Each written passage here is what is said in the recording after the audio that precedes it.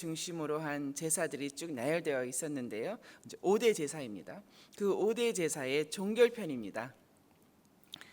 출애굽 이후 한 1년 남짓한 시점에서 장소는 38절에서와 같이 시내산에 머물 때였습니다. 출애굽하여서 약속의 땅으로 가는 이스라엘 백성이었으나 이 하나님 백성으로서의 거룩의 문제는 출애굽하였다고 해서 자동적으로 이루어지지 않았습니다. 거룩의 문제가 해결되지 않은 백성과 거룩하신 하나님과의 만남과 동행이 가능한 것인가? 이제 신약 시대를 사는 우리 성도에게는 영단번을 드린 영단번의 제사라고 하잖아요. 영원하고 단번에 드린 그 제사, 온전한 제사를 드린 그리스도로 말미암아 그 길이 열린 것이죠. 그러나 구약 시대에는 5가지 제사의 형태를 통해서 이루어질 수 있었습니다. 물론 그 어느 제사도 완전하지 못했죠. 불완전한 제사이나 이 또한 엄청난 은혜인 것만은 틀림이 없습니다. 5가지 제사, 5대 제사라고 하면 37절에 잘 나와 있습니다. 37절에 번제, 번제는 영어로 burnt offering입니다. 번제, 소제, 주로 그 곡식을 드리는 소제, 속죄제, 죄를 사함받기 위한 sin offering, 속죄제, 속건제, 어저께 잘 배웠죠. 속건제, 죄를 범하였을 때 그것을 의무적으로 드려야 하는 속건제가 있었죠. 그리고 이제 위임식은 있지만 화목제, 펠로우십을 위한 화목제해서 이 5가지 제사가 레위기에 나오는 5대 제사, 5대 제사 문제 이것입니다. 다시 한번 번제, 소제, 속죄제, 속건제, 그리고 화목제 이렇게 5가지입니다.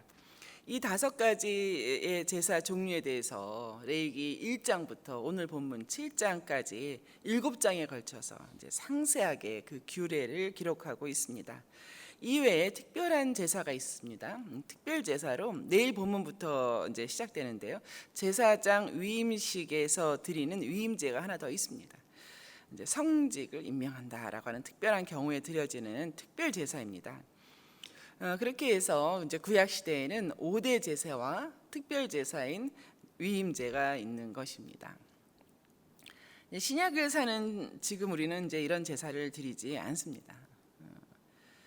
제사가 필요 없어서가 아니라 그 불완전한 제사를 아까 말씀드린 것처럼 그리스도께서 온전한 제사, 영단번의 제사를 이루셨기 때문입니다. 그래서 우리는 이렇게 5가지, 6가지 종류의 제사를 드릴 필요가 없게 된 것이죠. 그러나 이제 가만히 생각을 해보면 제물의 필요성이 없어진 것이지 그 제사의 근본적인 이유가 있지 않습니까? 근본 문제, 근본적인 이유, 필요가 없어진 것은 아닙니다. 5대 제사는 이 인류 전체의 궁극적인 필요와 요구가 무엇이었는지를 이제 알게 해주지 않습니까? 모든 인류에게 절실하게 필요한 것은 너나 할 것 없이 예외가 없이 지금도 동일하게 절실하게 누구에게나 필요한 것은 속죄와 죄사함입니다. 모든 인류는 속죄와 죄사함이라고 하는 이 절대적인 필요 앞에 놓인 결핍의 존재들입니다. 스스로 성취할 수 없는 절대적인 결핍의 사람들. 그렇습니다. 1장부터 7장까지 다 제사의 방식이 비슷해 보이는 그런 제사들이 쭉 나열되어 있지만 그 공통적인 핵심은 하나님께 속죄와 죄사함을 구하는 것입니다. 지금도 이제 우리가 전도하고 선교하는 이유도 그것이죠.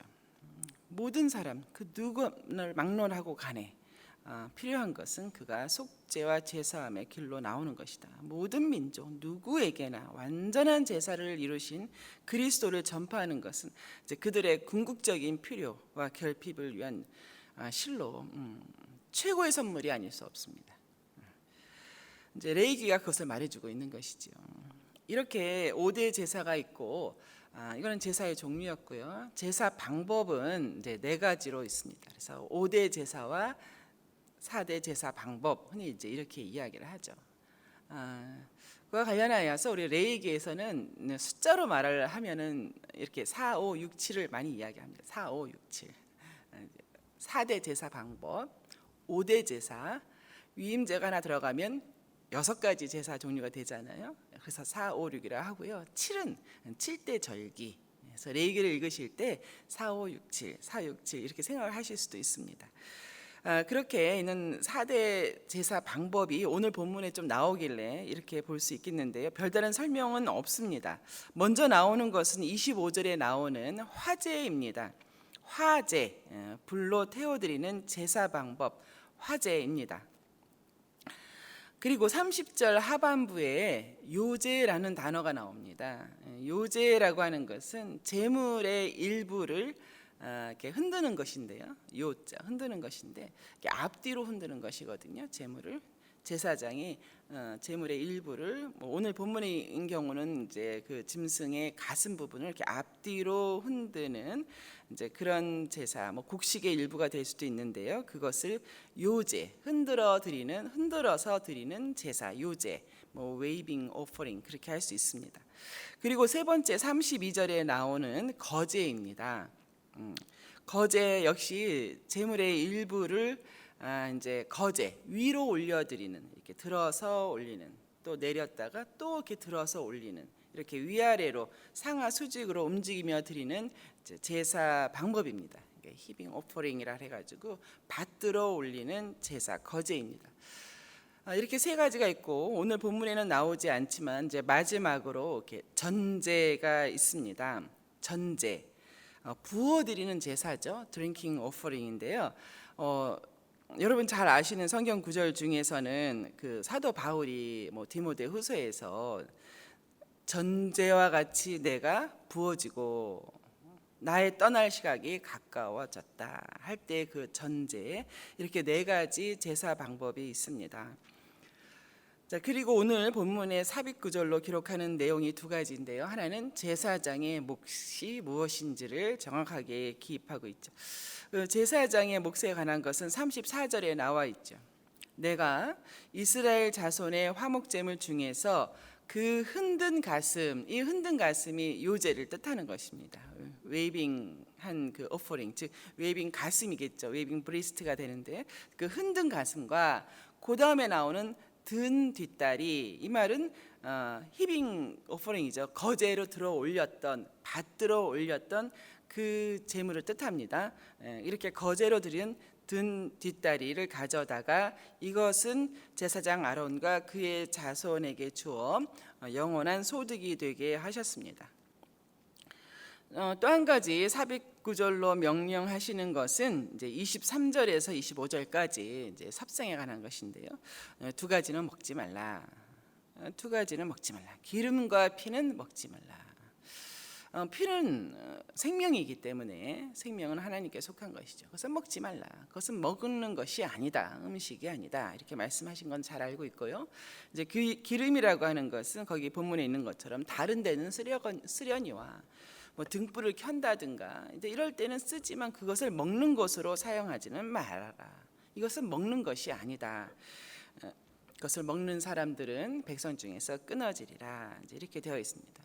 이것까지 포함하여서 5대 제사와 4대 제사 방법, 레위기 전반부가 일단락 지어지는 것입니다. 하나님께서는 각 제사의 세부 절차를 일일이 직접 규정하셨는데 이유가 무엇인가? 참 은혜가 되지 않을 수 없습니다. 이것이 무슨 뜻인가? 제사에 있어서 인간의 자의적인 판단이나 행동이 이제 개입할 여지를 이제 사전에 철저히 차단하신 것입니다. 하나님께서는 하나님의 방법으로 제사를 받으시는 분이시다. 이건 너무 형식적인 거 아닌가, 형식주의 아닐까, 자원하는 마음으로 우리의 정성과 또 우리의 성의를 다하여서 드리는 것이 더 자연스럽고 더 낫지 않겠는가, 이렇게 생각할 수 있습니다. 마음에서 우러나와서 마음을 다하여서 최선의 방식으로 또 최고의 방식으로 그렇게 제사를 드리는 것이 더 낫지 않겠는가, 우리 자칫 그렇게 많이 생각하죠. 그러나 그것은 제사를 드리는 우리 측의 생각이고 우리 측의 입장이고, 정작 제사를 받으시는 하나님 측에서는 받으시는 분이 직접 그 방법까지도 정하신다는 것입니다. 저는 이 말씀이 너무나도 은혜가 됩니다. 하나님께 속한 것은 하나님의 방법으로 하나님이 정하신다는 것이죠. 우리의 방식, 우리의 최고의 무슨 선택이 아니라는 것입니다. 제사만이 아니죠. 하나님께서는 하나님을 사랑한다고 하는 것, 하나님을 사랑한다고 하는 것은 계명을 지키는 것이다라고 그렇게 말씀하셨죠. 예수님을 통하여서. 또 이웃을 사랑한다는 것도 뭐 하나님의 거룩하심에 따라서 그런 거룩하신 방식들을 정하셨다는 것이죠. 그러한 맥락에서 우리 현대를 사는 우리가 예배, 또 삶의 예배라는 말도 있잖아요. 예배와 이 삶의 예배를 조명해 볼 필요가 있습니다. 이제 며칠 전에 우리 성경 공부반에서 예배에 대한 잘못된 인식들의 공통점을 쭉 이렇게 교제를 통해서 보게 되었어요. 이제 결론은 뭐냐면 사람이 중심이 되어서 하나님께 드리는 예배가 성경적이지는 않다. 이제 그런 내용이었어요. 그러나 많은 종교에서 다 그리하지만 성경은 그렇게 말씀하시지 않는다는 것이죠. 그 예로서 이제 표현까지도 거기 좀 나와 있었습니다. 그 교재에 뭐 예를 들어서 오늘 예배 좋았다. 오늘 예배 좋았다. 오늘 말씀 좋았다. 뜨거웠다. 예배 보러 간다. 이제 이런 표현들이 과연 성경적이냐는 것이 있었죠. 그래서 우리 그때 한참 많이 이야기했었고, 그 중에 이제 몇몇은 우리 경찬팀들이 이렇게 있었어요. 그러니까 경찬팀들이 늘 이 예배를 위하여 섬기면서 기도하고 또 이렇게 준비할 때에 이제 그렇게 이제 나누는 거죠. 자칫 좀 더 이렇게 좀 뜨거운, 좀 더 뭐 이렇게 하는 것을 추구하다 보면 지금 우리가 아까 말씀드린 것처럼 우리의 최선, 우리의 최고를 행하는 것이 하나님께서 기뻐 받으시는 예배인 것처럼 이제 그렇게 그 경계선을 넘나들 때가 있다. 이제 이렇게 얘기가 되는 거죠. 우리 잘 알는 그런 내용들이죠, 그렇죠? 예배 역시 하나님께서 기뻐 받으시는 예배의 방식은 하나님이 정하신다는 것이에요. 레위기뿐만이 아니라 성경 어디를 봐도 제사, 예배에 대한 그런 사람 중심의 그러한 개념은 없습니다. 뭐 오히려 하나님께서 흠양하시고 또 하나님께서 그의 제사를 의롭게 여기시고 그의 제사를 받으시고 이렇게 하나님 중심으로 되어 있죠. 그러므로 이제 제사와 그 방식에 대해 정하신 이 하나님의 뜻이 무엇인가? 그리고 오늘날 뭐 모든 이제 그리스도인들 예배를 드려갈 때에 지금 내가 생각하는 이런 예배 방식이 성경적인가? 하나님이 그렇게 말씀하셨는가? 늘 우리의 예배조차도 점검하고 예배자인 우리의 내면을 성찰해 가는 것은 굉장히 중요한 것 같습니다. 이번 레위기를 통하여서 하나님께서 거룩하신 하나님께서 거룩하지 못한 백성과의 만남을 위하여서 얼마나 철저하게 완벽하게 이렇게 제시를 해 가시고 있는가, 그 은혜를 깨닫는 저와 여러분 되시기를 주의 이름으로 축원합니다. 우리 아까 불렀던